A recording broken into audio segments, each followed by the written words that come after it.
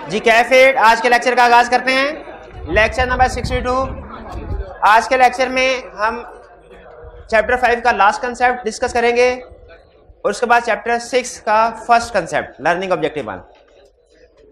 Chapter 5 में हमने study किया acceptance and continuous procedures. Chapter 5 का थीम बेसिकली ये था कि किसी भी क्लाइंट को एक्सेप्ट करने से पहले हमें किन चीज़ों का ध्यान रखना चाहिए।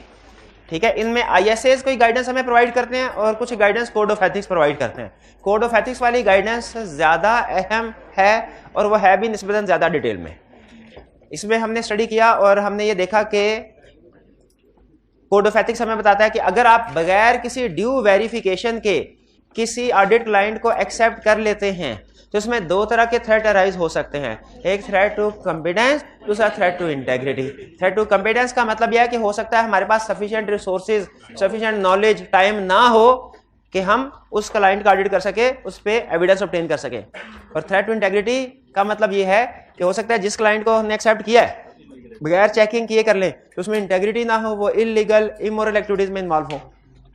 फिर हमने स्टडी किया कि किन फैक्टर्स को सामने रख के इन थ्रेट्स को वैल्यूएट करेंगे कि ये जो थ्रेट है, वैल्यूएशन का मतलब ये होता है कि ये थ्रेट कितना सिग्निफिकेंट है, हाईली सिग्निफिकेंट है कि लो सिग्निफिकेंट है कि मॉडरेट। फैक्टर्स हमेशा ये चीज बता रहे होते हैं। किसी भी थ्रेट को वैल्यूएट करने के लिए जो फैक्टर्स होते हैं वो क्या बता रहे होते हैं कि ये थ्रेट हाईली सिग्निफिकेंट है कि इसकी सिग्निफिकेंस लो है। तो हमने फिर फैक्टर्स को स्टडी किया। फिर फैक्टर्स थ्रेट को वैल्यूएट करने के बाद सेफगार्ड। सेफगार्ड का मतलब क्या होता है? सेफगार्ड वो कोर्स ऑफ एक्शन जो आपको इस सिचुएशन में परफॉर्म करने चाहिए ताकि थ्रेट को खत्म किया जा सके या रिड्यूस किया जा सके। वैसे तो ये एक छोटा सा कंसेप्ट है हमारा एक्सेप्टेंस स्टेज पे कोड ऑफ एथिक्स का, लेकिन असल में ये हमें कोड ऑफ एथिक्स किस तरीके से स्ट्रक्चर्ड है उसके बारे में गाइड करता है। चैप्टर 7 में हम डिटेल में कोड ऑफ एथिक्स स्टडी करेंगे, लेकिन अभी ये इस कंसेप्ट से, चैप्टर 5 के इस कंसेप्ट से आपको ये समझ आना चाहिए कि कोड ऑफ एथिक्स कैसे स्ट्रक्चर्ड है। कोड ऑफ एथिक्स बहुत सी सिचुएशन को डिस्कस करता होगा। एक सिचुएशन तो हमने एट टाइम ऑफ एक्सेप्टेंस पढ़ ली ना, लेकिन ऑडिट में इसके अलावा भी और भी बहुत सी सिचुएशंस होंगी ड्यूरिंग ऑडिट जो हम फेस करते होंगे। तो बाकी का कोड ऑफ एथिक्स ऐसी सिचुएशन को डील कर रहा होगा जो एक्सेप्टेंस के बाद वाली हैं। वो सिचुएशन ज्यादा हैं, लेकिन हर सिचुएशन में तरीकाकार कोड ऑफ एथिक्स का यही होगा जो हमने चैप्टर 5 में सीखा है। क्या तरीकाकार होगा? किसी भी सिचुएशन को हेडिंग दे के वो हमें बता रहा होगा इस सिचुएशन में कौन सा थ्रेट क्रिएट होता है, आपने इन थ्रेट को कैसे वैल्यूएट करना है, कौन से फैक्टर, और फिर आपका कोर्स ऑफ एक्शन क्या होना चाहिए। जब कभी आपके जहन में कोड ऑफ एथिक्स आ जाए, आपके जहन में एक ट्रायंगल बन जाए। ट्रायंगल क्या बन जाए? Threat, factors, safeguard. Threat, factors, safeguard. जब कभी जहन में कोड ऑफ एथिक्स आए, आपके जहन में तीन चीजें क्या आनी चाहिए? Threat, factors, safeguards. ये कंसेप्ट आप समझ गए ना? Threat, factor, safe. एक्सेप्टेंस वाला तो खैर समझ गए होंगे, आपने रटा लगा लिया होगा, लेकिन ये थ्रेट का मतलब क्या है, फैक्टर्स टू वैल्यूएट का मतलब क्या है, सेफगार्ड्स का मतलब क्या है, ये समझ गया कि नहीं? क्योंकि ये नॉलेज कोड ऑफ एथिक्स में बड़ा काम आएगा हमारे। क्लियर? अच्छा, फिर इसके बाद एक छोटा सा कंसेप्ट था, वो कंसेप्ट अभी डिस्कस करते हैं, लेकिन होम असाइनमेंट के वॉल्यूम 1 के क्वेश्चन, वॉल्यूम 2 के क्वेश्चन आज की क्लास में भी डिस्कस नहीं करा। उसमें एक बड़ा क्वेश्चन है, उसकी डिस्कशन मैं आपको लिंक के साथ शेयर कर दूंगा, यूट्यूब में अपलोड करके उसकी डिस्कशन वो शेयर कर दूंगा। बाकी आप देख लीजिएगा, अगर किसी क्वेश्चन में इसके अलावा जो शेयर करूंगा ना लिंक, इसके अलावा अगर किसी केस स्टडी में प्रॉब्लम हुई तो वो आप फिर कल के लेक्चर में पूछ लीजिएगा। उम्मीद है कि प्रॉब्लम होगी नहीं। ठीक है, उम्मीद है कि प्रॉब्लम हो। जब डिस्कशन सुनेंगे तो उसमें आपको बड़े वाला क्वेश्चन तो वैसे ही क्लियर हो जाएगा। वो शायद वॉल्यूम 2 का क्वेश्चन 2 है, 4 है जो सबसे बड़ा है, लेकिन बहरहाल चले। नहीं 2 भी बड़ा है, वो डिस्कशन 2 वाली है। तो 4 वाली फिर अगर आप कहेंगे तो मैं आपके साथ वो डिस्कस कर दूंगा। अच्छा, लेकिन वॉल्यूम 1 के क्वेश्चन हम साथ साथ आपको पता कर रहे होते हैं। वॉल्यूम 1 में what is the purpose of professional etiquette. ये प्रोफेशनल एटिकेट लेटर क्या होता है? प्रोफेशनल क्लियरेंस लेटर का दूसरा नाम है, लेक्चर के दौरान में एक जगह पे मैंने बताया था, आपको याद होगा कि प्रोफेशनल क्लियरेंस लेटर को ही एटिकेट लेटर भी कहते हैं। इसका पर्पस क्या होता है? Send by an incoming auditor to the outgoing auditor. इसका पर्पस क्या होता है? इसका पर्पस होता है to identify any factor, any reason which may effect decision of accepting the client. ठीक है, यानी एक्सेप्टेंस के डिसीजन से रिलेटेड कोई भी इंफॉर्मेशन, कोई भी फैक्टर है, वो आउटगोइंग ऑडिटर हमें बता दे। क्वेश्चन 4। अच्छा, क्वेश्चन 4 जरा ध्यान से पढ़िएगा। Your firm has received a request for information from B, a firm of auditors, in respect of its prospective external audit client A Limited. ये प्रोस्पेक्टिव ऑडिट क्लाइंट क्या होता है?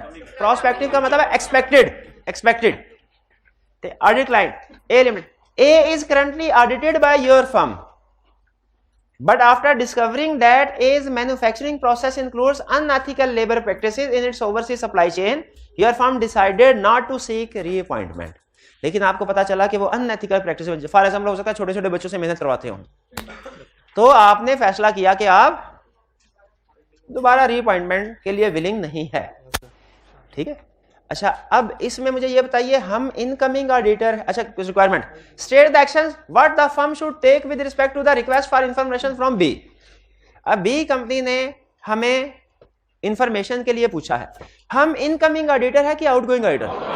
हम आउटगोइंग ऑडिटर है. अच्छा, हमारे पास लेटर आया, हमें क्या करना? मेरा तो ये ख्याल है कि उसको जवाब दे देना चाहिए. नहीं जवाब देना, क्या करना? सबसे पहले क्लाइंट से परमिशन ऑब्टेन करने हैं. अब ये सारी कहानी यहां से शुरू होगी, ऑब्टेन परमिशन फ्रॉम क्लाइंट. अब यहां से फिर दो हिस्से जाएंगे आगे. क्या? परमिशन ग्रांटेड और परमिशन नॉट ग्रांटेड. अगर परमिशन ग्रांटेड तो फिर प्रोफेशनली, ट्रूथफुली, ऑनेस्टली सारे रेलिवेंट फैक्ट्स बता देंगे.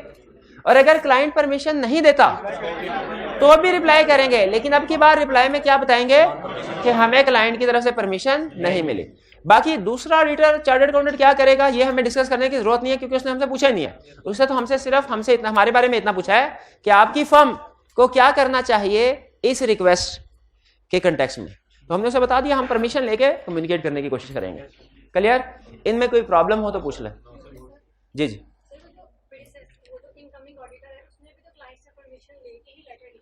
हाँ जी, बिल्कुल बिल्कुल जी, बिल्कुल ऐसा ही. अच्छा, इनका क्वेश्चन ये है कि जब इनकमिंग ऑडिटर ने inquiry letter, clearance letter send करने से पहले क्लाइंट से परमिशन ले ली होगी, तो फिर आउटगोइंग ऑडिटर के लिए क्यों जरूरी है कि वो जवाब देने से पहले वो भी परमिशन दे? इसलिए कि देखिए, पहली चीज ये कोड ऑफ एथिक्स दोनों पे अप्लाई होता है. कोड ऑफ एथिक्स दोनों पे अप्लाई होता है, इसलिए दोनों को अलग-अलग अपनी कंप्लायंस को इंश्योर करने के लिए कॉन्फिडेंशियलिटी इंफॉर्मेशन एक्वायर करने या डिस्क्लोज करने के लिए परमिशन की जरूरत है. ये ज़हन में रखिएगा, परमिशन की जरूरत है दोनों को. इसीलिए दोनों इंफॉर्मेशन ऑब्टेन करते हैं, क्योंकि उनकी अलग कंप्लायंस है, उसके ऊपर अलग कोड ऑफ एथिक्स है और उसके ऊपर अलग कोड ऑफ एथिक्स अप्लाई होता है. ठीक है. और समटाइम ऐसा भी होता है कि क्लाइंट क्या करता है, इधर से इनकमिंग ऑडिटर के साथ अच्छे ताल्लुकात होते हैं ना, उसको कहता है सर हम हाजिर, आप जो मर्जी इंफॉर्मेशन कम्युनिकेट करें, मसला ही कोई नहीं है, आपका हक है. और दूसरी तरफ से आउटगोइंग ऑडिटर के साथ ताल्लुकात खराब होते हैं, कहते हैं खबरदार अगर कोई भी इंफॉर्मेशन डिस्क्लोज की. तो दोनों याद रखे, फर्म्स ने अलग-अलग कोड ऑफ एथिक्स दोनों पे अप्लाई होता है और दोनों ने अलग-अलग अपने जो कॉन्फिडेंशियलिटी की रिक्वायरमेंट्स है उनको इंश्योर करना है. इसलिए ये ज़हन में रखें. बल्कि एक आपको दो असूल बता रहा हूं, इस क्वेश्चन को सामने रखें. एक ये कि कॉन्फिडेंशियलिटी प्रिंसिपल जो होता है ना, ये ना सिर्फ ये कि एग्जिस्टिंग क्लाइंट पे अप्लाई होता है, बल्कि पास्ट वाले क्लाइंट पे भी अप्लाई होता है. वरना देखिए, आउटगोइंग ऑडिटर तो चला गया, क्या उसको स्टिल कॉन्फिडेंशियलिटी रिक्वायरमेंट्स या कोड ऑफ एथिक्स की रिक्वायरमेंट्स को अप्लाई करने की बिल्कुल जरूरत है. ठीक है. तो इसलिए उसकी कंप्लायंस रखते हुए करेंगे. अच्छा, दूसरा कंसेप्ट जो है वो कुछ हमारे सिलेबस में, कुछ हमारे सिलेबस में नहीं है, लेकिन आपके साथ शेयर कर रहा हूं. आपको पता है फाइनेंशियल स्टेटमेंट्स में कंपैरेटिव्स होते हैं, पिछले साल की फिगर्स, और इस साल का ऑडिटर फाइनेंशियल स्टेटमेंट्स पे ओपिनियन एक्सप्रेस करना है. क्या पिछले साल की कंपैरेटिव्स की फिगर इस साल के ऑडिटर, अगर ऑडिटर चेंज हो चुका है, उसको वेरीफाई करनी चाहिए? नहीं करनी चाहिए. हालांकि अगर आप देखें ना तो IAS 1 शायद ये कहता है कि ये फाइनेंशियल स्टेटमेंट का हिस्सा होते हैं, लेकिन चूंकि ये करंट ऑडिटर की रिस्पांसिबिलिटी नहीं है, इसलिए इस केस में ऑडिटर खास तौर पे अदर मैटर पैराग्राफ में ये बात लिखता है कि भाई पिछले साल की फिगर मैंने ऑडिट नहीं की, वो किसी और ने की है और उसने ये ओपिनियन दिया था, क्योंकि पिछले साल के कंपैरेटिव्स को वेरीफाई करना इस साल की ऑडिटर की रिस्पांसिबिलिटी नहीं है. लेकिन ऑडिटिंग स्टैंडर्ड एक जगह पे कहते हैं, लेकिन ऑडिटर की जिम्मेदारी है कि वो पिछले साल का क्लोजिंग स्टॉक वेरीफाई करे. हाँ, इस वजह से नहीं कि वो पिछले साल की फिगर है, इस साल का ओपनिंग है, इस साल की. उन्होंने कहा कि ऑडिटर के ऊपर ना, करंट ऑडिटर के ऊपर पिछले साल की कोई भी फिगर वेरीफाई करना लाजिम नहीं है, लेकिन इस साल की हर फिगर वेरीफाई करना लाजिम है. तो अगर कोई फिगर पिछले साल का क्लोजिंग और इस साल का ओपनिंग है तो वो इस साल के ऑडिटर वेरीफाई करनी है, बिल्कुल करनी है। अच्छा अब यहाँ पे यही क्वेश्चन, आपको पता है जो पुरानी फर्म है उसके ऊपर भी ऑडिटिंग स्टैंडर्ड अप्लाई होते हैं, आउटगोइंग वाले, इनकमिंग के ऊपर भी ऑडिटिंग स्टैंडर्ड अप्लाई होते हैं। क्या इनकमिंग वाले ये एज्यूम कर सकती है कि ये तो क्लोजिंग जो इस साल का ओपनिंग है ना, जिससे साल की कॉस्ट ऑफ सेल्स बन रही है, इस साल का ये तो पिछले साल का क्लोजिंग था, उसने वेरीफाई कर लिया होगा, अब मुझे दोबारा वेरीफाई करने की क्या जरूरत है? नहीं कर सकती। क्यों नहीं कर सकती है? ये क्यों नहीं सोच सकती, ये समझे क्यों नहीं ले सकती? क्योंकि ऑडिटिंग स्टैंडर्ड दोनों फर्म्स पे अलग-अलग अप्लाई होते हैं। इसलिए चाहे पिछले साल के ऑडिटर ने क्लोजिंग स्टॉक वेरीफाई कर भी लिया हो, इस साल के ऑडिटर ने उस ओपनिंग स्टॉक को वेरीफाई करना है। इस साल के ऑडिटर के पास भी ओपनिंग स्टॉक का सफिशिएंट एप्रोप्रिएट एविडेंस होना चाहिए, क्योंकि इस साल के ऑडिटर के ऊपर स्टैंडर्ड्स अलग से अप्लाई होते हैं, उससे भी कंप्लाई करना है। तो जैसा आपके वाले क्वेश्चन कि वो दोनों पे अप्लाई होते हैं ना, दोनों ने क्लाइंट से परमिशन ली, हालांकि एक परमिशन ले चुका था, उसी तरह ऑडिटिंग स्टैंडर्ड का भी यही रोल है कि दोनों फर्म्स के ऊपर ऑडिटिंग स्टैंडर्ड अप्लाई। एक अगर एविडेंस ले भी चुका ना ऑडिटर पिछले साल में, तो दूसरे ऑडिटर की फाइनेंशियल स्टेटमेंट, इस साल की फाइनेंशियल स्टेटमेंट अगर उस मैटर की वजह से इफेक्ट हो रही हैं, तो नए ऑडिटर ने उसको भी चेक करना है, वेरीफाई करना है, लाजिम है। तो प्रैक्टिकली इस तरह आप ये सोच लें कि हो सकता है कि इन्वेंट्री 2 दफा ऑडिट हो रही हो, तो बिल्कुल 2 दफा ऑडिट हो रही होगी, एक दफा पिछले साल के ऑडिट के हिस्से के तौर पे, एक दफा ये साल के ऑडिट के हिस्से के तौर पे। क्लियर हो गया जी? नहीं, हम साल के एंड पे आएंगे, लेकिन हम ओपनिंग स्टॉक तो हमने फाइनेंशियल स्टेटमेंट सारी वेरीफाई करनी है, उसमें जनवरी के महीने के ट्रांजैक्शन का वेरीफाई करना है, तो उसमें ओपनिंग स्टॉक को भी तो वेरीफाई करना है, एक एक करके।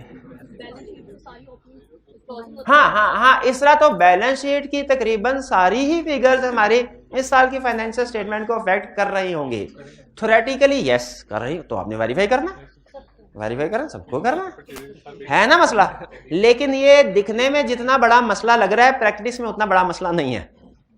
इसलिए कि हमारा एक स्टैंडर्ड है, उसने इसका इलाज बताया हुआ है, इसका 2-3 इलाज बताए हैं। सबसे आसान इलाज मैं बता देता हूं, क्योंकि हमारे सिलेबस में नहीं है, ज्यादा इसका डिस्कशन नहीं लेके जाना चाह रहा।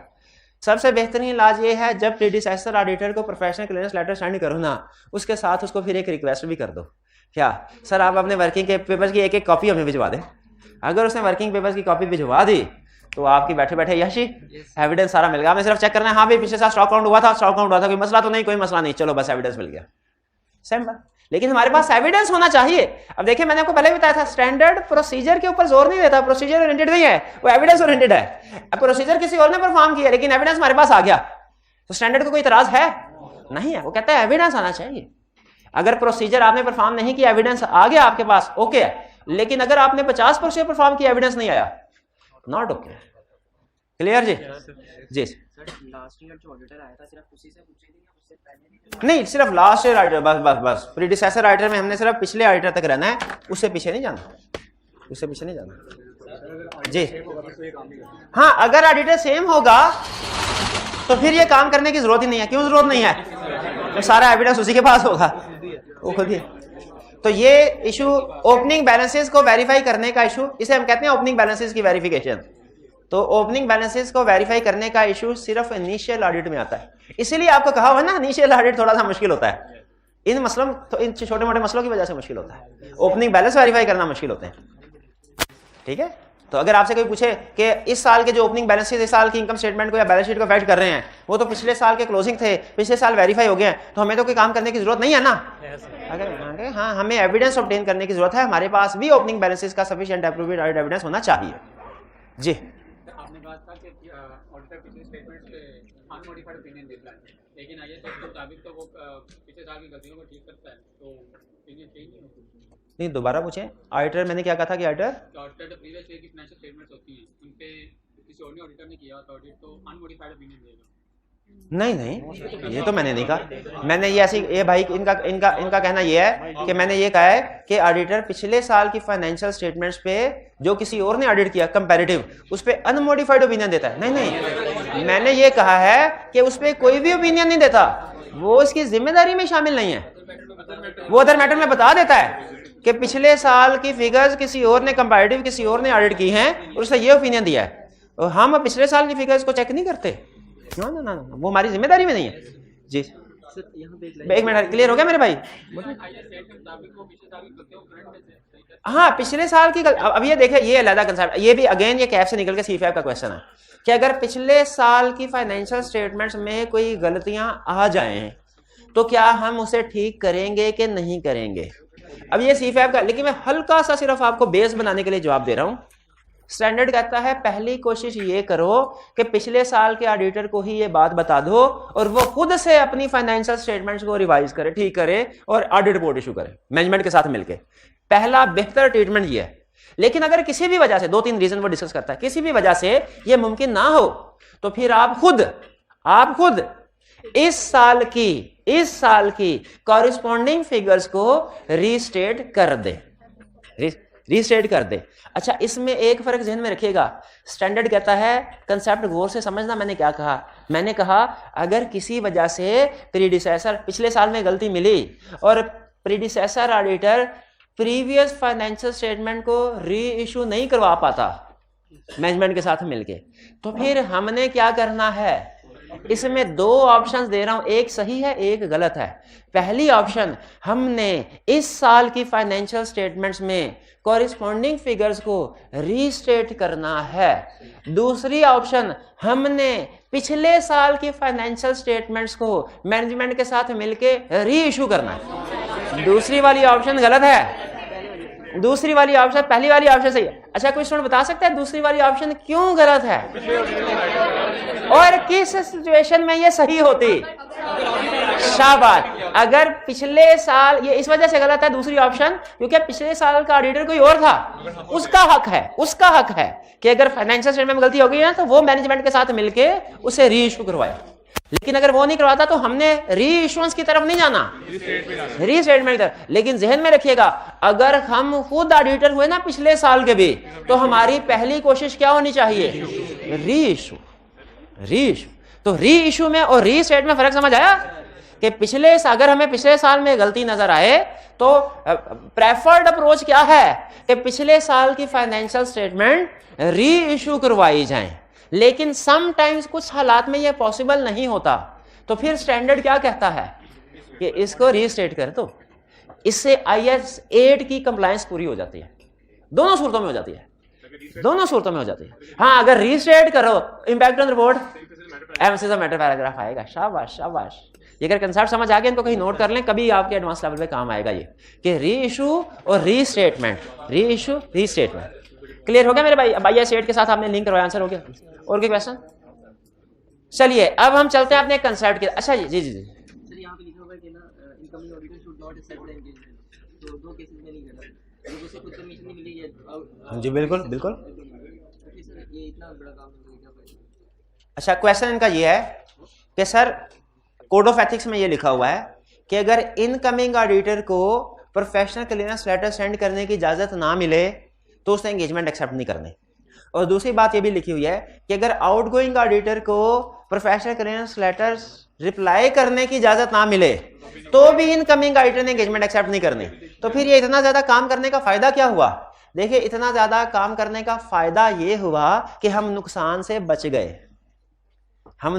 अगर हम ये काम ना करते और क्लाइंट के साथ जो डिसएग्रीमेंट्स वगैरह हैं, जो स्कोप लिमिटेशन क्लाइंट इंपोज करता है, ये हमें पता ना चलती स्टार्ट में, तो ये बाद में पता चलती, उस वक्त हमारे लिए ये ज्यादा प्रॉब्लमेटिक सिचुएशन होती।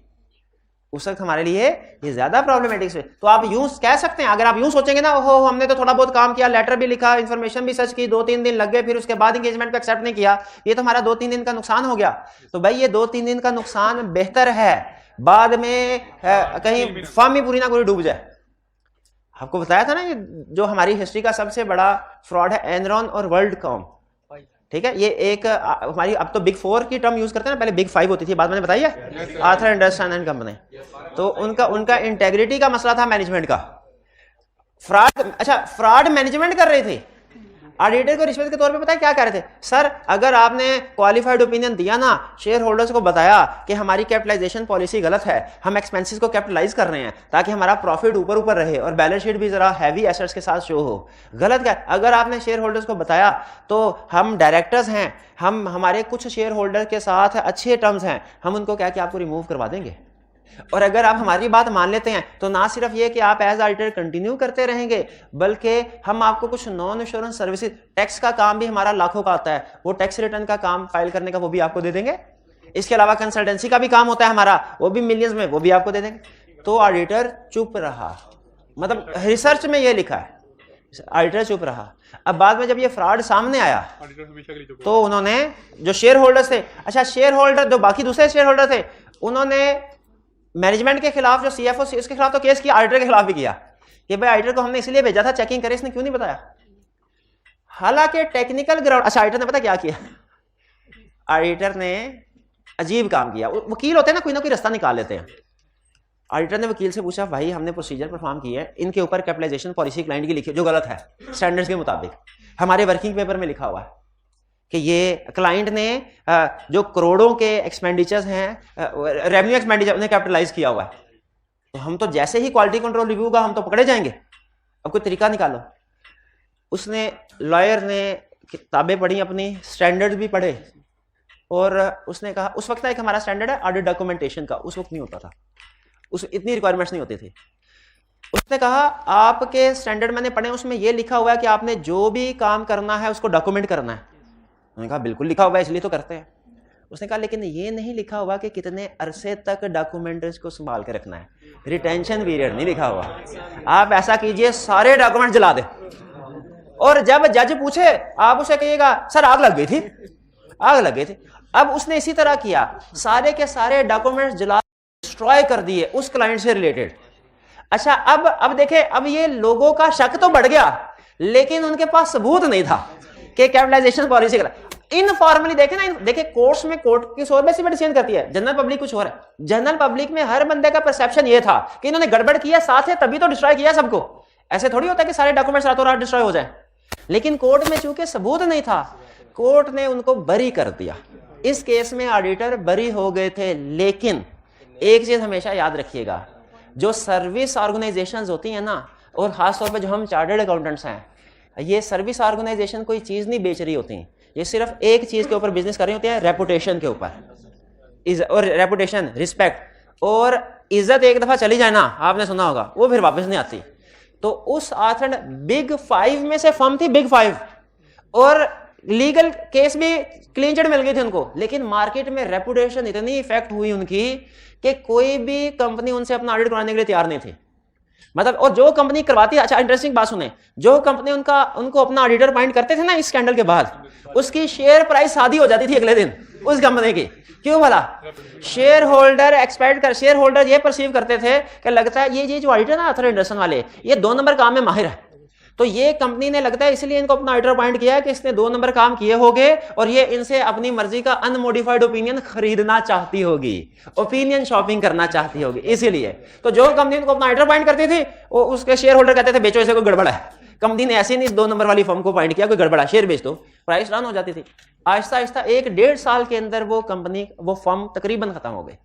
तो इसीलिए याद रखिए, ये अहमियत है हमारी एक्सेप्टेंस एंड कंटिन्यूअस प्रोसीजर की। अगर गलत क्लाइंट को एक्सेप्ट कर लिया आपने, और फिर एक्सेप्ट करने के बाद उसके प्रेशर में भी आ गए, तो लेसन हमें यह मिलता है इससे कि चाहे 100 साल पुरानी फर्म क्यों ना हो, चाहे दुनिया की टॉप 5 फर्म में से क्यों ना हो, 2 गलत ऑडिट किए सिर्फ उसने, 2 गलत, 100 साल पुरानी फर्म थी बिग 5, 2 गलत, एनरॉन और वर्ल्डकॉम, उसका नामो निशान मिट गया। तो इसीलिए बजाय ये कि हम बाद में रिस्क को कम करने के लिए प्रोसीजर बढ़ाते फिरे, क्या ये बेहतर नहीं है एक्सेप्टेंस स्टेज पे ही डिसाइड कर ले कि जो बहुत हाई रिस्क की क्लाइंट है, जो बहुत इंटेग्रिटी डाउटफुल है, उसको एक्सेप्ट ही नहीं करते। हालांकि एक्सेप्ट करना चाहें कर सकते हैं, लेकिन बाद में आपको प्रोसीजर बहुत बढ़ाने पड़ते हैं, और फिर क्वालिटी कंट्रोल रिव्यू का भी खतरा होता है। जाहिर है लोगों को भी तो पता होता है कि गड़बड़ चल रही होगी।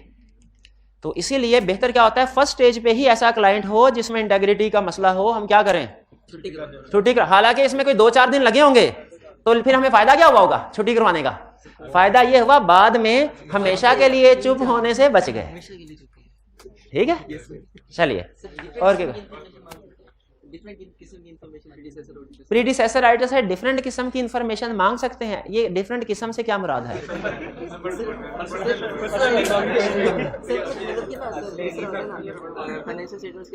हाँ मांग सकते हैं। अच्छा बिल्कुल, उससे आप एक्सेप्टेंस से रिलेटेड इंफॉर्मेशन भी मांग सकते हैं, उससे आप किसी भी एरिया के जो उसने प्रोसीजर परफॉर्म किए हुए हैं उससे रिलेटेड इंफॉर्मेशन भी मांग सकते हैं। ये कहना चाहिए, बिल्कुल ठीक है। उससे रिलेटेड पार्टी के बारे में भी शाबाश इंफॉर्मेशन मांग सकते हैं, बिल्कुल। ओवरड्यू फीस भी पूछो, वो एक्सेप्टेंस में ही आ जाएगी।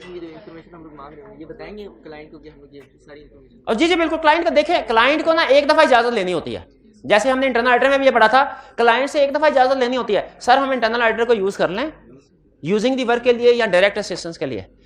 एक दफा क्लाइंट इजाजत दे देना, उसके बाद बार बार क्लाइंट को ये बताने की जरूरत नहीं होती कि हम आज उसे ये काम करवाएंगे, आज उसे ये काम करवाएंगे, नहीं। एक दफा क्लाइंट से परमिशन ले लेते हैं हम कि सर प्रेडिसेसर ऑर्डर को कम्युनिकेट करना है हमने, आपको कोई इतराज तो नहीं है। जब ये कह दें फिर उसके बाद आप उससे जितनी दफा मर्जी कम्युनिकेशन करें, जो मर्जी इंफॉर्मेशन निकलवाएं, बार बार इजाजत लेने की जरूरत नहीं होती। चलिए नेक्स्ट कंसेप्ट है हमारा अजीब सा कंसेप्ट। असल में ओरिजिनल कोड ऑफ एथिक्स में ना इसकी हेडिंग कुछ हो रहा है, इस कंसेप्ट की आईकैप की बुक में हेडिंग कुछ हो रहा है। आईकैप की बुक की जो हेडिंग है थोड़ा सा ट्रिकी है, वो समझ में नहीं आता। वो अकाउंटेंट्स को, चार्टर्ड अकाउंटेंट को समझ आ जाता है, स्टूडेंट्स को समझ। आईकैप की बुक में हेडिंग है work complementary are additional to existing chartered accountant. क्या हेडिंग आईकैप की बुक में? Work complementary are additional to existing chartered accountant. और कोड ऑफ एथिक्स में हेडिंग है सेकंड ओपिनियन। सेकंड ओपिनियन क्या कंसेप्ट क्या है? कंसेप्ट ये है कि हम ऑडिटर हैं, कंपनी का ऑडिट कर रहे हैं, उसने अपनी इन्वेंट्री की वैल्यूएशन लाइफो बेसिस के ऊपर शो करवाई है। हमने कहा ये तो मिस स्टेटमेंट है, इफेक्ट मटेरियल है, हम तो क्वालिफाइड ओपिनियन देंगे। क्लाइंट कहता है नहीं, ये तो हमने जब स्टैंडर्ड पढ़े थे उस वक्त तो इजाजत होती थी इसकी, तो 25 साल पहले। कहा भाई अभी इजाजत नहीं है। क्लाइंट कहता नहीं, मुझे लग रहा है आप झूठ बोल रहे हैं। मैं ऐसा करता हूं कि मार्केट में किसी और चार्टर्ड अकाउंटेंट से पूछ लेता हूं कि इस सिचुएशन में क्या होना चाहिए। अगर कभी डिसएग्रीमेंट हो ना ऑडिटर और क्लाइंट के दरमियान में, तो सम टाइम क्लाइंट ये कहता है, सम टाइम तो क्लाइंट पक्का हो जाता है ना कि मैंने हिलना ही नहीं अपने पॉइंट ऑफ व्यू से। हम कहते हैं भाई हम ठीक है, क्वालिफाइड ओपिनियन देते हैं। सम टाइम क्लाइंट ये कहता है अच्छा मैं किसी और चार्टर्ड अकाउंटेंट से पूछ लेता हूं। अब ये जो किसी और चार्टर्ड अकाउंटेंट से पूछना है ना, ये अलहदा से इंगेजमेंट है। अभी तो आपको इजाजत नहीं, आप मेरे से जितने मर्जी क्वेश्चन पूछ ले। यही अगर मेरी फर्म होती और आप किसी कंपनी में काम कर रहे होते तो एक एक क्वेश्चन के बदले में आप बिलिंग, मैं आपको बिल भेज रहा होता और आप मुझे पेमेंट कर रहे होते, और मैं आपसे कहता कि भाई हर चीज का रिकॉर्ड होगा, आपने क्वेश्चन भी रिटर्न फॉर्म में भेजना है, मेरा आंसर भी प्रॉपर रिटर्न। प्रैक्टिस में तो ऐसे ही काम होता है, चेक भी रिटर्न फॉर्म में। हाँ जी बिल्कुल सही। तो ये याद रखें, ये एक अलहदा से वर्क है, अलहदा से जॉब है, अलहदा से। इसीलिए इसे कहा गया work in addition to existing chartered accountant. Existing chartered accountant के अलावा कोई काम करवाना, या कंप्लीमेंट्री का भी मतलब यही है, फर्दर मजीद काम करवाना। लेकिन ये मजीद काम या एडिशनल वर्क उस चार्टर्ड अकाउंटेंट से नहीं करवाया जा रहा जो ऑडिट कर रहा है, ये किसी दूसरे से। अच्छा अब इसमें मसला क्या है? कोड ऑफ एथिक्स कहता है इसमें थ्रेट क्या होता है? इसमें थ्रेट ये होता है कि जब ये क्लाइंट उस तीसरे चार्टर्ड अकाउंटेंट के पास जाएगा ना मशवरा लेने के लिए उसके पास, तो रिस्क है कि ये कंप्लीट इंफॉर्मेशन नहीं देगा।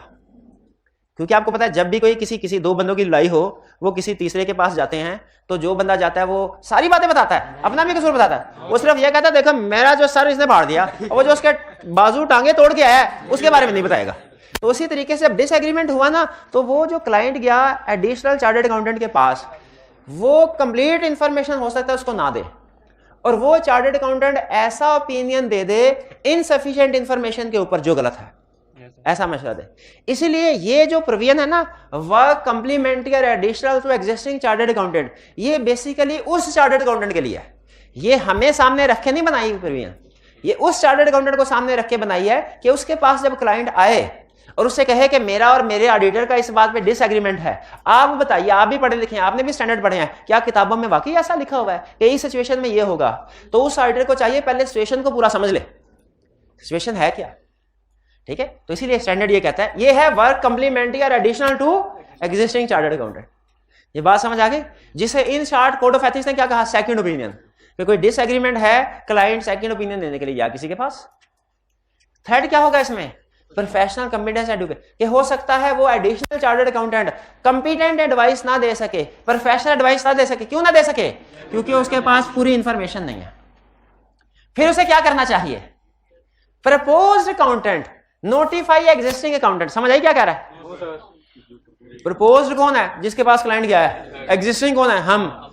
उस वाले क्लाइंट को चाहिए, जैसे जज के पास जब कोई अपना सर कटा हुआ नहीं टूटा फूटा सर लेके जाए, तो जज को चाहिए कि दूसरी पार्टी को भी बुला के रहा पूछ ले उसका क्या टूटा। तो इसलिए प्रपोज्ड अकाउंटेंट नोटिफाई करेगा एग्जिस्टिंग अकाउंटेंट को, हमसे पूछेगा बताओ ये क्लाइंट आया तुम्हारा, हमें उसने ये कहा है, बताओ तुम्हारा क्या कहना है। अगर कोई कमी बेशी है तो existing accountant provide relevant information, हम उसे कहेंगे नहीं ये 2 बातें इसने छुपा ली हैं, ये 2 बातें भी हैं। और फिर जो प्रपोज्ड अकाउंटेंट है उसको चाहिए कि उन फैक्ट्स की बेस पे जो भी ओपिनियन दे रहा है ना वो, उसकी एक कॉपी एग्जिस्टिंग अकाउंटेंट को भी भिजवा दे, ताकि हमें पता चल जाए कि क्या उसका ओपिनियन भी वही है जो हमारा है, और फर्क है तो किस वजह से। क्लियर हो गया? ये सेकंड ओपिनियन की बात सामने आ गई। ठीक है, ये नॉर्मली किस वक्त होती है? जब डिस्प्यूट अराइज हो क्लाइंट और एग्जिस्टिंग अकाउंटेंट के दरमियान। तो क्लाइंट किसी दूसरे बंदे से सलाह मशवरा लेने के लिए जब जाता है, उसे कहते हैं वर्क कम्प्लीमेंट्री और additional to existing chartered accountant. ये कहानी समझ आ गई? अब अगर एग्जाम में कभी सेकंड ओपिनियन का वर्ड यूज करे किसी केस में, या work complementary addition to existing chartered accountant का वर्ड यूज करे, आपके समझ में ये सिचुएशन समझ आ जाएगी। डिसएग्रीमेंट है और क्लाइंट दूसरे के पास, बस डन हो गया जी। चलिए ये चैप्टर 5 हो गया हमारा क्लोज। अच्छा मुझे ये बताइए, प्रीलिमिनरी एंगेजमेंट एक्टिविटीज का हमने कंसेप्ट पढ़ा था। प्रीलिमिनरी एंगेजमेंट एक्टिविटीज में हमने क्या स्टडी किया था कि कौन कौन सी एक्टिविटीज होती हैं? एक्सेप्टेंस प्रोसीजर होते हैं, प्री कंडीशंस और एग्रीमेंट साइन करना। शाबाश शाबाश। अच्छा, प्री कंडीशंस में हम क्या देखते हैं कि क्या हम इंडिपेंडेंट हैं, लीगल एथिकल रिक्वायरमेंट्स वगैरह कंप्लाई कर रहे हैं। भाई एक्सेप्टेंस स्टेज पे ये देखना बनता है कि नहीं बनता कि हम लीगल और एथिकल रिक्वायरमेंट्स कंप्लाई कर रहे हैं कि नहीं, हमें चेक करना चाहिए। बिल्कुल। अच्छा, अब इसमें इसका मतलब है हम लोगों के ऊपर, हम चार्टर्ड अकाउंटेंट्स के ऊपर लीगल रिक्वायरमेंट्स भी अप्लाई होती हैं, एथिकल रिक्वायरमेंट्स में हमें दोनों पढ़नी चाहिए। कौन सी आई कि आपने हमारे सिलेबस में इंक्लूड की होगी? दोनों। अच्छा, लीगल रिक्वायरमेंट्स कहाँ लिखी हुई हैं? ओरिजिनल किधर लिखी है? कंपनीज एक्ट में। कंपनीज एक्ट में, कंपनीज एक्ट में एग्जाम में क्वेश्चन पूछेगा तो ये नहीं कहेगा बताओ ये सिचुएशन है, ये असर आसिफ के चैप्टर 6 के मुताबिक आंसर करो, ये नहीं कहेगा। क्या कहेगा? लर्निंग ऑब्जेक्टिव 2 के मुताबिक, ऐसे नहीं कहेगा। वो कहेगा ये सिचुएशन है, इसे कंपनीज एक्ट के मुताबिक आंसर करो, ये सिचुएशन है, इसे कोड ऑफ एथिक्स के मुताबिक आंसर करो। वो तो हमने पढ़ा, तो हमें पता है ना कि कंपनीज एक्ट की रिक्वायरमेंट्स चैप्टर 6 में है, कोड ऑफ एथिक्स की चैप्टर 7 में। लेकिन असल में आपको बताना चाहिए लीगल रिक्वायरमेंट्स ओरिजिनली कहाँ लिखी हुई हैं? कंपनीज एक्ट में। और ethical requirements code of ethics. हमने दोनों पढ़ी क्योंकि दोनों हमारे सिलेबस में। पहले कौन सी पढ़नी चाहिए? कंपनी लीगल, क्योंकि लीगल बहरहाल, हालांकि दोनों लाजमी हैं। लीगल रिक्वायरमेंट्स पूरी ना करें, हो सकता है आपको जेल जाना पड़े 2 साल 3 साल के लिए। लेकिन एथिकल रिक्वायरमेंट्स पूरी ना करें तो आप चार्टर्ड अकाउंटेंट नहीं रहते। लीगल रिक्वायरमेंट्स की कंप्लायंस इंश्योर करता है एससीसीबी, एथिकल रिक्वायरमेंट्स की कंप्लायंस इंश्योर करता है आईकैप। तो आप खुद फैसला कर लें 2 साल के लिए जेल जाना के चार्टर्ड अकाउंटेंट ही नहीं रहना। देखा? तो एथिकल रिक्वायरमेंट्स को भी इजी ना लें, ये ना समझे कि लीगल रिक्वायरमेंट पूरी करना लाजमी, एथिकल रिक्वायरमेंट्स एथिकल है, एथिक्स हो चाहे करो चाहे ना करो। ना ना ना ना ना, हमारे एथिक्स जो हैं ये लाजमी है, लाजमी है। अच्छा आगे चलते हैं। आप लीगल रिक्वायरमेंट्स में आपने, अच्छा इधर लीगल रिक्वायरमेंट्स है, उधर एथिकल रिक्वायरमेंट्स हैं, दोनों को कंप्लाई करना है। एग्जाम में अगर क्वेश्चन आया, कुछ सिचुएशन ऐसी है जो दोनों में कॉमन है, जो कंपनीज एक्ट में भी डिस्कस हुई है, कोड ऑफ एथिक्स में भी। एग्जाम में अगर क्वेश्चन आया तो किसके मुताबिक डिस्कस करना ना? दोनों के मुताबिक नहीं, रिक्वायरमेंट के मुताबिक। रिक्वायरमेंट में कहा कंपनीज एक्ट के मुताबिक और कोड ऑफ एथिक्स भी रगड़ देंगे उधर। अच्छा भाई, रिक्वायरमेंट जो लिखी हुई है उसके मुताबिक। अच्छा अब सुने, अब इसका अब फर्क क्या होगा? फर्क क्या होगा? मैं कुछ 3-4 फर्क आपको बताऊंगा, ये आपने नोट करते रहना, ये आपको केस स्टडी सॉल्व करते हुए हेल्प करेंगे।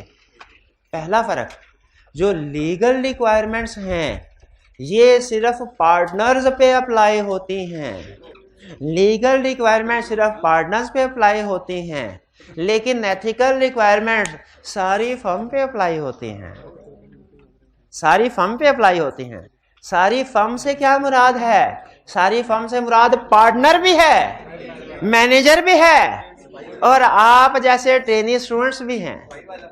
इसका मतलब है, हालांकि अच्छा कोड ऑफ एथिक्स की अजीब बात है, जब आप ओरिजिनल कोड ऑफ एथिक्स कभी पढ़ेंगे ना, उसके ऊपर लिखा होगा code of ethics for chartered accountants, और उसके अंदर पता है क्या लिखा होगा? ये स्टूडेंट पे भी अप्लाई होता है, ये है स्टूडेंट पे भी अप्लाई। ये थोड़ी है हम ऑडिट करने के लिए जाएं, मुझे कॉन्फिडेंशियल इंफॉर्मेशन मिले, मैं तो साइलेंट रहूं और ट्रेनी स्टूडेंट मस्जिदों में ऐलान करता रहे। ये ऐसे तो भाई उसको भी तो साइलेंट रहना चाहिए। इसका मतलब है कॉन्फिडेंशियलिटी प्रिंसिपल सिर्फ पार्टनर पे नहीं सब पे अप्लाई, यानी कोड ऑफ एथिक्स भी सब पे अप्लाई, सारी टीम के ऊपर, लेकिन लीगल रिक्वायरमेंट सिर्फ अप्लाई। ये एक फर्क है मेरे। बाकी मैं आहिस्ता आहिस्ता केस स्टडी जैसे जैसे आते जाएंगे आपके साथ शेयर करता रहूंगा।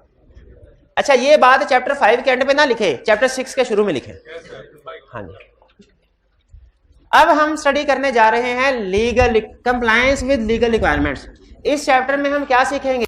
इस चैप्टर में सीखेंगे ऑडिटर्स के ऊपर लीगल रिक्वायरमेंट्स कौन कौन सी अप्लाई होती हैं, और वो हमसे डिफरेंट सिचुएशंस में पूछेगा, बताओ इसमें किसी रिक्वायरमेंट की वायलेशन तो नहीं हो रही, और डेफिनेटली हो रही होगी। हमने आइडेंटिफाई करना है, लेकिन आइडेंटिफाई करने से पहले पता होना चाहिए कि रिक्वायरमेंट्स क्या अप्लाई होती हैं चार्टर्ड अकाउंटेंट्स पे, ऑडिटर्स पे। तो अब वो हमें सिखा रहा है। ठीक है, पहली चीज, अच्छा इसमें सिखाएगा क्या? इसमें सिखाएगा ऑडिटर को किसने अपॉइंट करना है, अपॉइंटमेंट कौन करेगा, कब करेगा, कैसे करेगा, किसको करेगा। फिर सुन लें, इस चैप्टर में क्या सीखेंगे? स्टैट्यूटरी ऑडिटर की अपॉइंटमेंट कौन करेगा, कब करेगा, कैसे करेगा, किसको करेगा, कितने में करेगा, ये नहीं है, कौन करेगा और कब करेगा। ये डिस्कस हुआ है लर्निंग ऑब्जेक्टिव 1 में, ये डिस्कस हुआ है। Authority for appointment and removal of statutory auditor, पहली हेडिंग क्या है चैप्टर की? Authority for appointment and removal of statutory auditor. इसमें हम क्या सीखेंगे कि ऑडिटर की स्टैट्यूटरी ऑडिटर की अपॉइंटमेंट कौन करेगा, कब करेगा। फिर इसके बाद अगली हेडिंग क्या है learning objective? Procedure for appointment, कैसे करेगा, कैसे करेगा, नहीं क्यों करेगा, नहीं क्यों तो करेगा, लॉ ने कह दिया तो करेगा, भाई ने कह दिया करने का तो करने का, लॉ ने कह दिया करने का तो करने का, फिर दोबारा से पढ़ाना पड़ेगा, भूल गया मैं। ये चैप्टर हमें क्या सिखा रहा है कि स्टैट्यूटरी ऑडिटर की अपॉइंटमेंट कौन करेगा, कब करेगा, कैसे करेगा, किसको करेगा, किसको। अब सुने, कौन करेगा और कब करेगा, यह है learning objective 1, authority for appointment and removal of statutory auditor. और लर्निंग ऑब्जेक्टिव 2 क्या है? Legal procedure. लीगल प्रोसीजर में हम सीखेंगे कैसे करेगा, कैसे करेगा। और फिर इसके बाद क्या है? राइट्स एंड ड्यूटीज, ये छोटा सा कंसेप्ट है। हाँ, क्वालिफिकेशन एंड डिसक्वालिफिकेशन किसको करेगा और किसको नहीं करना चाहिए। जो क्वालिफाइड है उसकी अपॉइंटमेंट होनी चाहिए, और जो डिसक्वालिफाइड है उसकी अपॉइंटमेंट नहीं होनी चाहिए। और सुन ले, एग्जाम में सबसे ज्यादा क्वेश्चन आपके ICAP की क्वेश्चन बैंक में इस चैप्टर में से सबसे ज्यादा क्वेश्चन क्वालिफिकेशन डिसक्वालिफिकेशन के है, इसको करना है। लेकिन रीसेंट ट्रेंड पिछले अगर 3-4 अटेम्प्ट्स के क्वेश्चन उठा के देखे तो रीसेंट ट्रेंड जो है वो इसके ऊपर है, यानी कौन करेगा, कब करेगा और कैसे करेगा, यानी रीसेंट फोकस उसका लर्निंग ऑब्जेक्टिव 1 और 2 पे है। लेकिन पास्ट में और ICAP के क्वेश्चन बैंक में जो ज्यादातर क्वेश्चन है लर्निंग ऑब्जेक्टिव 4, लेकिन आपको पता है वो पूछ किसी में भी सकता है, तो इसलिए हमने सारे ध्यान से, ये इसलिए क्योंकि ज्यादा चांसेस यही है कि रिसेंट ट्रेंड को अगर फॉलो करता है तो वो लर्निंग ऑब्जेक्टिव 1 या 2 में से क्वेश्चन उठाएगा। लेकिन कहीं, क्योंकि आपको पता है ज्यादातर प्रैक्टिस है किसकी, लर्निंग ऑब्जेक्टिव 4 की, ICAP के क्वेश्चन बैंक में भी और पास्ट पेपर में ऑन दी होल। तो अभी हम स्टार्ट करते हैं। ये आपको ओवरऑल थीम बता दिया चैप्टर का कि क्या सीखने जा रहे हैं। अभी हम सीखने जा रहे हैं, ये दिल्ली स्टैंडर्ड टाइम कौन बता रहा है? अभी कहाँ टाइम हुआ, और अभी 15 मिनट पूरे बाकी पड़े। अच्छा, मैंने आपको क्लास के स्टार्ट में कहा था, अच्छा आप मेरी बातों को ले लेना इजी, मैंने स्टार्ट में कहा था मेरा टाइम जाया ना करे, असाइनमेंट आराम से सामने रखा करें। जिस स्टूडेंट के पास जाता हूँ कहता ठहरे सर मैं अभी बैग से निकालता हूँ, टाइम जाए। मैंने आपको उस वक्त क्या दिया था, भाई देखिए जो नियत करके वो पढ़ाना है, वरना फिर अगस्त में जाना पड़ेगा। आप शायद अगस्त में आने के लिए तैयार होंगे, मैं तैयार नहीं हूँ, मैं हरगिज तैयार नहीं हूँ। इसीलिए जो मैं प्लान करके वो तो पढ़ा के जाना है, चाहे 11 क्यों ना बचे। आइंदा भी अगर आप इसी तरह असाइनमेंट लेट चेक करवाया करेंगे ना, जब कह देता हूँ असाइनमेंट सामने रखें तो सबको असाइनमेंट सामने रखने चाहिए। पास आ सर, अभी देख रहा हूँ, अभी निकालता हूँ, दिल तो करता है एक मिनट गर्दन उड़ा दूं मैं। जिंदगी में सबसे ज्यादा बुरा इंसान मुझे बोला था कि मैं टाइम जाया करवाता, तो अब मैं भी आपका टाइम जाया करवाऊंगा मैं टाइम 10:30 से, अभी ये 2-3 मिनट जाया करवाया ना, हालांकि बढ़ा सकता था, इसीलिए करवाया क्योंकि जब 10:30 हो जाएंगे ना, उसके बाद जो आपकी हालत होती है ना, थोड़ी देर दाएं बाएं मूव करें मुझे बड़ा मजा आता है, तो छोड़ूंगा नहीं आपका। सुन भैया, आपको चाहिए था कि असाइनमेंट्स, आपको रोज का पता है ना, ये रोज का काम है, तो आपको चाहे मेरे आने से पहले असाइनमेंट सामने रखें, मैं आऊँ असाइनमेंट चेक करता। ना मैंने असाइनमेंट चेक करना छोड़नी है, ना आपने मेरा टाइम जाया करना छोड़ना है, हाँ, और ना मैंने आपको एक्स्ट्रा बैठाना छोड़ना है। हाँ जी बिल्कुल। 30 for appointment and removal, 30 for appointment and खामोश। अच्छा, पहली चीज हमें क्या सिखा रहा है? पहली चीज ये सिखा रहा है कि ऑडिट करवाना किसके लिए रिक्वायर्ड। अच्छा, ये गौर से सुन ले, इसको बाजू का आप मिसअंडरस्टैंड कर लेते हैं एक दूसरी रिक्वायरमेंट के साथ। कह रहे हर ऐसी कंपनी, हर कंपनीज के लिए ऑडिट करवाना रिक्वायर्ड है, सिवाय ऐसी कंपनी जो प्राइवेट है और पेड अप कैपिटल 1 मिलियन या कम है। इसका मतलब है अगर किसी कंपनी का पेड अप, प्राइवेट कंपनी है, पेड अप कैपिटल 6 लाख है, उसके लिए ऑडिट करवाना रिक्वायर्ड नहीं है। तो पहली चीज ने क्या सिखाई भाई, ये देख लो अपॉइंटमेंट की तरफ जाने से पहले कि आपकी कंपनी के लिए ऑडिट करवाना रिक्वायर्ड भी है कि नहीं। तो ऑडिट करवाना किसके लिए रिक्वायर्ड है? एवरी प्राइवेट कंपनी, किसके लिए? हर कंपनी के लिए, सिवाय उसके जो प्राइवेट है। और अच्छा, प्राइवेट है, पेड अप कैपिटल 1.5 मिलियन है, शाबाश। आगे चलें, अब पता चल गया तो करेगा कौन? ये डिपेंड करता है कि ऑडिटर कौन से वाला है। ऑडिटर कितनी किस्म का होता है? ऑडिटर बहुत सी किस्म का होता है। एक है फर्स्ट ऑडिटर, एक है सब्सीक्वेंट ऑडिटर, एक है कैजुअल वैकेंसी, और एक है मिड टर्म रिमूवल। ठीक है, बहरहाल स्टार्ट करते हैं। पहला फर्स्ट ऑडिटर से क्या मुराद है? कंपनी की जिंदगी का पहला ऑडिटर, यानी जो इनकॉर्पोरेशन के फौरन बाद अपॉइंट किया जाता है। लॉ ये कहता है फर्स्ट ऑडिटर की अपॉइंटमेंट कौन करेगा? First auditor shall be appointed by board of director within 90 days of incorporation. First auditor will be appointed by board of directors within incorporation. If directors fail to appoint, तो फिर कौन appoint करेगा? Commission करेगा। अब सुनिए, exam में question आया, who shall appoint first auditor? Board of director. Fail within 90 days, fail, pass. आपसे जब पूछे ना कौन, आपकी आदत है 2 हरफी बात करते हैं, डायरेक्टर्स। उसे बताना है कि डायरेक्टर्स कब अपॉइंट करेंगे, और अगर वो अपॉइंट नहीं करते फिर कौन करेगा। ये कंप्लीट आंसर है। सिर्फ ये नहीं कहते ना first auditor shall be appointed by directors. जब भी कोई पूछे who shall appoint first director, तो क्या बताना है? First director shall be appointed by first auditor shall be appointed by board of directors within 90 days of incorporation.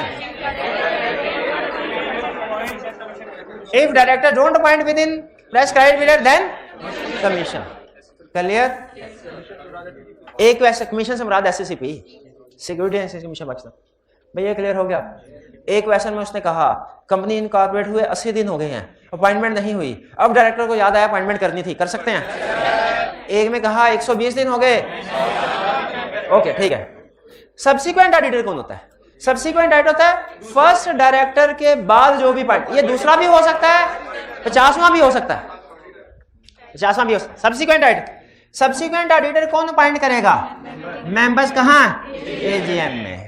ये आपने शायद सीला पढ़ा है कैप 7, तो उसमें ऑर्डिनरी बिजनेस में एग्जांपल होती थी कि first auditor shall be appointed by directors within 90, और subsequent auditors shell be appointed by member eight AGM. और अगर मेंबर्स एजीएम में पॉइंट नहीं करते तो फिर कमीशन करेगा, कमीशन करेगा। भाई क्लियर हो गई ये बात? आगे चलते हैं। कैजुअल वैकेंसी, कैजुअल वैकेंसी का मतलब क्या होता है? तीन याद रखना है, डेथ, डिस्क्वालिफिकेशन। कैजुअल वैकेंसी का मतलब क्या है? डेथ भी, डिस्क्वालिफिकेशन भी, डेथ भी, डिस्क्वालिफिकेशन, ये कैजुअल वैकेंसी है। ठीक है, डेथ और डिस्क्वालिफिकेशन। अगर डेथ या डिस्क्वालिफिकेशन हो जाए उसे कहते हैं कैजुअल वैकेंसी। इस सूरत हाल में कैजुअल वैकेंसी कौन फिल करेगा? डायरेक्टर्स। कितने दिन में? With in 30 days of its occurrence. और अगर डायरेक्टर कैजुअल वैकेंसी को 30 दिन में फिल ना करें, यानी फर्स्ट ऑडिटर डायरेक्टर 90 दिन में नहीं करते तो कमीशन, सब्सिक्वेंट मेंबर्स एजीएम में नहीं करते तो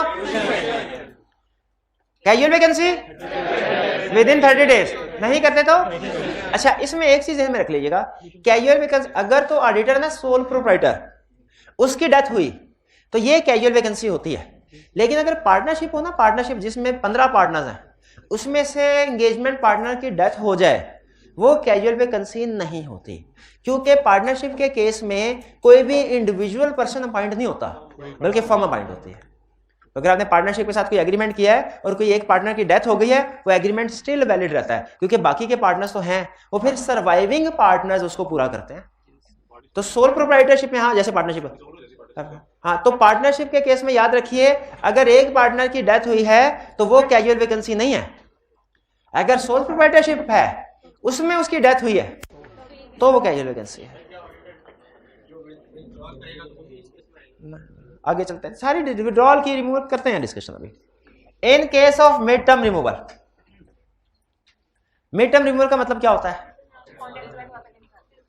एक होता है, दो टर्म्स होती हैं लॉ में यूज होती हैं, मैं बोलूंगा शायद आप समझ जाएंगे फर्क क्या है। एक है रिटायरमेंट ऑफ ऑडिटर, एक है removal of auditor. Retirement of auditor का मतलब क्या है? एजीएम में उसका टाइम पूरा हो गया, उसकी जगह पे किसी और को अपॉइंट कर लिया। रिमूवल का मतलब क्या है? कि उसका टेन्योर पूरा होने से पहले उसको रिमूव कर दिया। साजिश लेकिन साजिश नहीं, मुदाखलत में नहीं, ये अंदरूनी फैसला होता है, क्या कहते हैं इसको? हाँ जी, ये किसी एक डायरेक्टर्स बैठेंगे कमरे में, नहीं डायरेक्टर नहीं, मेंबर्स, और फिर फैसला करेंगे स्पेशल रेजोल्यूशन से। स्पेशल रेजोल्यूशन से क्या एक ऑडिटर अपॉइंट हो गया, वो टेन्योर पूरा होने से पहले रिमूव हो सकता है? यस, हो सकता है, स्पेशल रेजोल्यूशन से। लेकिन इस सूरत में अजीब बात सुने, मेंबर्स के पास ये तो पावर है कि किसी ऑडिटर को वो रिमूव कर सकते हैं टेन्योर पूरा होने से पहले स्पेशल रेजोल्यूशन के जरिए से, लेकिन उसकी जगह पे दूसरा ऑडिटर अपॉइंट करने की पावर इनके पास नहीं है। ठीक है, ये इसके लिए बोर्ड ऑफ डायरेक्टर्स अपॉइंट करेंगे with prior approval of commission. आप विद प्रायर अप्रूवल आप बता सकते हैं कि इस अपॉइंटमेंट के केस में कमीशन की प्रायर अप्रूवल क्यों जरूरी है भला?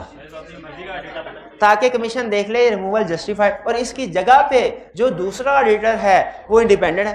क्योंकि ये जो शेयर होल्डर्स को पावर दी गई है ना कि आप स्पेशल रेजोल्यूशन के जरिए से एग्जिस्टिंग ऑडिटर को रिमूव कर सकते हैं, पहले इनके पास ये पावर भी होती थी कि नया अपॉइंट भी कर सकते हैं। तो ये करते थे ओपिनियन शॉपिंग। ओपिनियन शॉपिंग का मतलब क्या? अपनी मर्जी का ओपिनियन खरीदना। ये मार्केट में जाते थे और कहते थे हमारा पुराना ऑडिटर है, उसको रिमूव कर दिया है, हमारी बात नहीं मान रहा था। आप में से बताइए कौन ऐसा ऑडिटर, सारे ऑडिटर बैठे हैं, बताइए आप में से कौन ऐसा जो हमारी बात मानने को तैयार है? इसने कहा मैं तैयार हूं। हमने कहा जो तुम्हें अपॉइंट कर देते। इस प्रैक्टिस को डिस्करेज करने के लिए कमीशन ने कहा कि जब आप रिमूव किया करेंगे ना, तो उसके बाद जो अगला ऑडिटर अपॉइंट होगा वो मेरे से अप्रूवल लेके, मैं चेक करूंगा अप्रूवल देने से पहले, क्या ये दूसरा ऑडिटर इंडिपेंडेंट है, सही है, ये आपने इसको खरीदा तो नहीं कहीं। तो ये इसीलिए मिड टर्म रिमूवल के केस में प्रायर अप्रूवल रिक्वायर्ड है। क्लियर? अभी तक हमने 4 पढ़े केसेस, फर्स्ट ऑडिटर की appointment, subsequent, casual vacancy, mid term removal. If disqualified person is appointed. अच्छा, जैसे मैंने बताया कि इसी चैप्टर में एक ये भी क्राइटेरिया लिखा हुआ है, क्वालिफाइड और डिस्क्वालिफाइड, कि किसको करना चाहिए अपॉइंट, किसको नहीं। अगर कंपनी किसी ऐसे पर्सन को ऑडिटर अपॉइंट कर दे जो कि डिस्क्वालिफाइड है, तो फिर क्या होगा? वो अपॉइंटमेंट होगी वॉइड। अगर आपने लॉ पढ़ा है तो टर्म से वाकिफ होंगे, वाइड एब इनिशियो, पहले दिन से ही वाइड। चाहे 30 मार्च को अपॉइंटमेंट की एक ऑडिटर की, 15 अप्रैल को पता चला ये चार्टर्ड अकाउंटेंट नहीं है तो एमबी है, तो उसने जो दरमियान में 2 हफ्तों में काम किया हुआ है ये भी 0, और उसे इसके पैसे भी कोई नहीं मिलना है। Appointment wide. इस सूरत हाल में कमीशन फिर आके किसी क्वालिफाइड ऑडिटर को अपॉइंट करेगा। अच्छा, इसमें एक ट्रिकी पॉइंट को समझ लीजिए। एक सिचुएशन है कि अपॉइंटमेंट के वक्त ही वो पर्सन डिसक्वालिफाइड था और उस डिसक्वालिफाइड पर्सन को अपॉइंट किया गया, वो ये कंसेप्ट है। एक है अपॉइंटमेंट के वक्त वो पर्सन क्वालिफाइड था, बाद में किसी इशू की वजह से डिसक्वालिफाइड हुआ, वो ये कंसेप्ट है। दोनों में फर्क है, भाई फर्क ज़हन में रखेंगे। यानी एक है डिसक्वालिफाइड पर्सन को ही पॉइंट किया, एक है पॉइंट सही बंदे को किया, वो बाद में डिसक्वालिफाइड हो गया। दोनों कंसेप्ट डिफरेंट है। कैजुअल वैकेंसी का क्या मतलब है? पहले क्वालिफाइड था, बाद में डिसक्वालिफाइड था। और अगर ऑडिटर अनविलिंग टू एक्ट है, ये है जिसको आप कहते हैं ना रिजाइन कर दे, रिजाइन कर दें, वो ये है। अगर ऑडिटर अनविलिंग टू एक्ट है, अच्छा रिजाइन और विड्रॉल दोनों का 100% सेम मीनिंग है। फर्क सिर्फ ये है कि ऑडिटिंग स्टैंडर्ड विड्रॉल का वर्ड यूज करते हैं और लॉ रिजाइन का वर्ड यूज करते हैं। If auditor is unwilling to act, resign करना चाहता है, रिजाइन कर दिया, कर सकता है, इसकी जगह पे अपॉइंटमेंट कौन करेगा? ठीक है, नहीं बाकी सिंपल, एक 2 मिनट भी नहीं है। नहीं बस नहीं, आपने टाइम जाया करना, कर ले, मुझे इतराज नहीं। ऑडिटर का टेन्योर क्या होता है? Date of appointment. अच्छा, कुछ स्टूडेंट कहते हैं 1 साल, गलत है। एक एजीएम से फ्रॉम डेट ऑफ, ये भी गलत है, एक एजीएम से दूसरी एजीएम, क्योंकि लाजमी नहीं ऑडिटर की अपॉइंटमेंट एजीएम में ही हो। फर्स्ट ऑडिटर की अपॉइंटमेंट एजीएम में थोड़ी हुई, कैजुअल वैकेंसी की अपॉइंटमेंट एजीएम में थोड़ी हुई। तो टेन्योर सही क्या है? From date of appointment till the conclusion of next AGM, वरना अगली एजीएम में 2 ऑडिटर हो। आपको पता है वो जो दूसरा प्रपोज्ड ऑडिटर जिसकी अपॉइंटमेंट होती है ना, वो भी बैठा होता है। तो वो बैठा होता है, लेकिन अपॉइंटमेंट से पहले उसकी हैसियत ऑडिटर की नहीं होती। वो जब एजीएम एंड होगी फिर वो from date of appointment till conclusion of next AGM, clear हो गया? 1 ईयर कभी नहीं लिखना।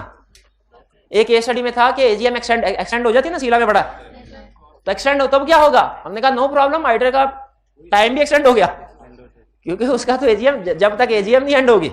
एक में था कि एजीएम पोस्टपोन होगी, वो क्या कहते हैं, एडजॉर्न हो गई, ये भी कंसेप्ट था। तो अब क्या, अब बताइए एडजॉर्नमेंट में कौन ऑडिटर है? वो ये बात, क्योंकि एजीएम का कंक्लूजन नहीं हुआ। लॉ ने वर्ड लिखा है conclusion of AGM. Removal of auditor हो सकती है, एक है एजीएम पे, बेसिकली रिटायरमेंट का नाम दिया जाता है, और एक है रिमूवल एजीएम से पहले, ये मिड टर्म रिमूवल है। क्लियर? रिटायरमेंट और मिड टर्म रिमूवल में फर्क समझ आ गया? रिटायरमेंट के केस में अगले ऑडिटर की अपॉइंटमेंट कौन करता है? कमीशन नहीं है, ये चीज मेंबर्स करेंगे। और मिड टर्म रिमूवल में board of directors with prior approval of commission. Remuneration कौन डिसाइड करेगा? जो अपॉइंट करेगा। यानी अगर डायरेक्टर ने अपॉइंट किया तो डायरेक्टर, अगर मेंबर ने अपॉइंट किया तो कमीशन ने। प्रैक्टिकली लेकिन ये होता है, मेंबर, आपने डेलीगेशन अथॉरिटी का कंसेप्ट पढ़ा हुआ है? प्रैक्टिकली मेंबर्स अपॉइंट कर देते हैं ऑडिटर को, लेकिन फिर कहते हैं जो हमारी रिम्यूनरेशन डिसाइड करने वाली अथॉरिटी है ना, वो हमने डायरेक्टर को डेलीगेट कर दी। फिर उनके बिहाफ पे डायरेक्टर निगोशिएशन कर रहे होते हैं, लेकिन ये डेलीगेट अथॉरिटी करेंगे तो फिर डायरेक्टर निगोशिएशन कर सकेंगे, वरना नहीं, वरना मेंबर्स ही डिसाइड करेंगे रिम्यूनरेशन क्या होगी। साइन कौन करेगा ऑडिट रिपोर्ट पे? साइन होंगे फर्म नेम से। अच्छा, आपको पता है ऑडिटिंग स्टैंडर्ड क्या कहते थे? ऑडिटिंग स्टैंडर्ड ये कहते थे रिपोर्ट साइन हो सकती है इंडिविजुअल पर्सनल नेम से भी, फर्म के नेम से भी, और दोनों से भी। पाकिस्तान में रिक्वायरमेंट क्या है? रिपोर्ट साइन होगी फर्म के नाम से, पर्सनल से नहीं, फर्म के नाम से, लेकिन पर्सनल नेम लिखा जाएगा। साइन करना और है, नाम लिखना और है, दोनों में फर्क है। दोनों में चेक बुक के ऊपर नाम लिखा होता है आपका, साइन नहीं होते, साइन नहीं होते। तो ऑडिट रिपोर्ट के ऊपर साइन कौन करेगा? अच्छा, आप टेक्निकली सुनिए लीगल वर्डिंग। ऑडिट रिपोर्ट पे साइन करेगा एक पार्टनर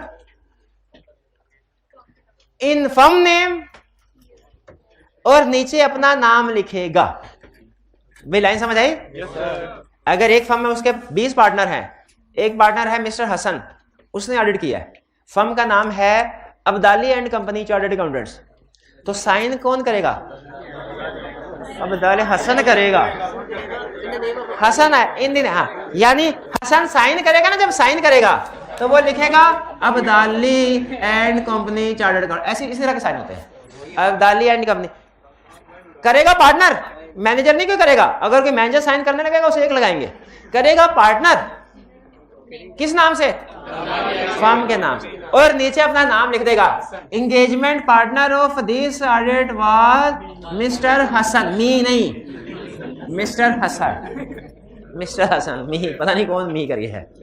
भाई क्लियर हुआ? ये फर्म का नाम भी ना, नहीं सॉरी, फर्म के साइन भी ना, नाम भी क्लियर।